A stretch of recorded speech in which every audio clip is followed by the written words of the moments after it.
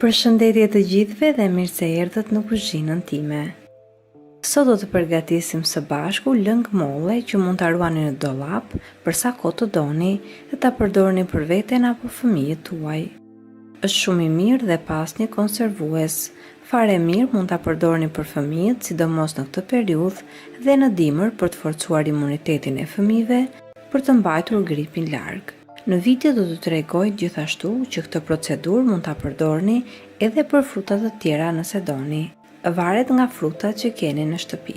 Meqense mollët pothuajse gjenden në çdo stinë, unë do t'ju tregoj procesin me mollë në fillim dhe më pas të njëjtin proces do t'ju tregoj edhe për përgatitjen me lëng pjeshke. Le të nisim me procesin. Unë kam përdorur 1 kg mollë jeshile. Ju mund të përdorni edhe mollë të kuqe ose të verdha, si të keni dëshirë. Në fillim mollët i lajm dhe i pastroj mirë dhe më pas i presim në copa dhe më pas të gjitha copat i hedhim në një tenxhere. Shtojmë pak lëng limoni në mënyrë që mollët mos të nxihen. Do shtojmë gjithashtu edhe një filxhan me sheqer. Gjithsesi, për sasinë e sheqerit e vendosni vetë. Unë nuk kam hedhur vetëm një filxhan të vogël, pasi dua ta përdor për vajzat. Në fakt, mollët jeshile janë goxha të afta dhe ndoshta do ketë nga ju që e duan edhe më me shumë sheqer, për mua mund t'i shtoni sa të keni dëshirë ju. Dhe në fund do shtojmë edhe ujin. Për 1 kg mollë do shtojmë 1 litër e gjysmë me ujë. I vendosim në zjarr mollët me ujin dhe i lëmë që të zjejnë derisa mollët sputen ose parafërsisht për 20 minuta. Pasi mollët kanë sier, do i hedhim në një blender ose i kaloni me një frulator sipër dhe më pas të gjithë masën që përftoni i kulloni për të shmangur në një copë që ka ngelur pa tretur ose edhe lëkurat që mund të ngelin në lëng. Po të doni ju mund t'i qëroni frutat, por unë e preferoj që ta lë me gjithë lëkura dhe më pas e kulloj lëngun në fund. Lëngun që kulluam e vendosim sërish në zjarr dhe e lëm të zjejë edhe për 10 minuta të tjera. Më pas lëngun, siç e keni, do e hedhim në vazo ose edhe shishe prej qelçi, ashtu siç është i nxehtë dhe më pas i kthejmë vazot përmbys dhe i lëm që të ftohen vazot komplet. Unë ditën tjetër i kam kthyer vazot në anën tjetër dhe i kam vendosur në dollap dhe aty mund t'i ruani për sa kohë të doni, deri në disa muaj. Me të njëjtën procedurë do veprojmë edhe për lëngun e pjeshkëve. 1 kg pjeshk i presim në feta dhe i hedhim në tenxhere dhe më pas u shtojmë sheqerin dhe lëngun e limonit dhe në fund u shtojmë edhe ujin.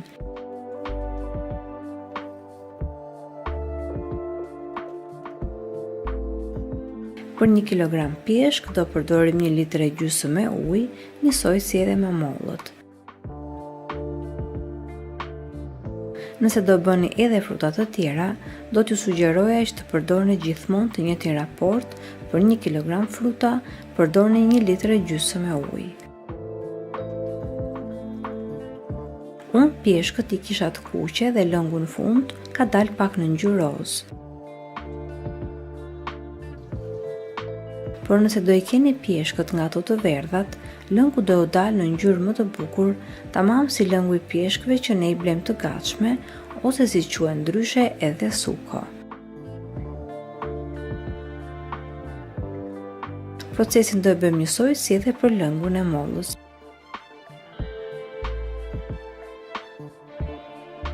Në fillim do i zjem pjeshkët dhe më pas do i kalojmë në blender dhe më pas lëngun e tyre do e kullojmë.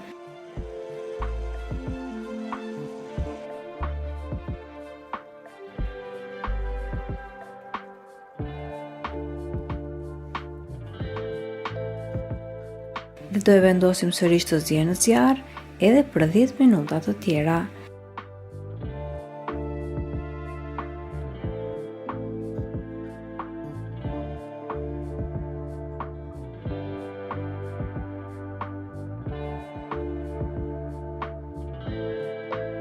Dhe më pas lëngun e pjeshkëve e hedhim të nxehtë nëpër vazo dhe më pas i përmbysim vazot dhe i lini të ftohen mirë.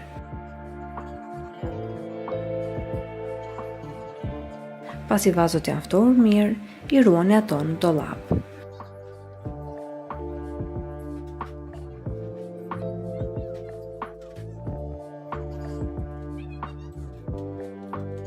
Unë të t'ua sugjeroj që ta provoni të dashur miq, edhe nëse s'keni moll ose pjeshk, do t'u thoja që ta bënit edhe me fruta të tjera, pasi janë shumë më të mira se sa lëngjet që blini dhe shumë më të shëndetshme.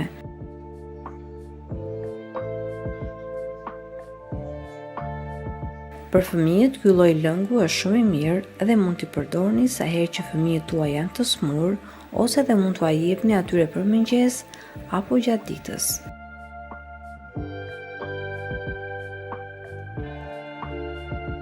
Nëse doni mund të përgatisni sasi të mëdha frutash, unë kam bërë disa herë pasi vajzat i preferojnë shumë, por ju mund të bëni sasi të mëdha edhe më pas i ruani në dollap. Nuk ju prishen pasi vazot dhe shishet mbyllen mirë dhe kështu i ruani për disa muaj me radhë. Kjo është edhe video që unë kisha përgatitur sot për ju të dashur miq. Unë shpresoj shumë që t'ju ketë pëlqyer dhe nëse po, mos hezitoni të jepni asaj një like, si dhe ta shpërndani me miqtë dhe familjarët tuaj nëpër rrjetet sociale.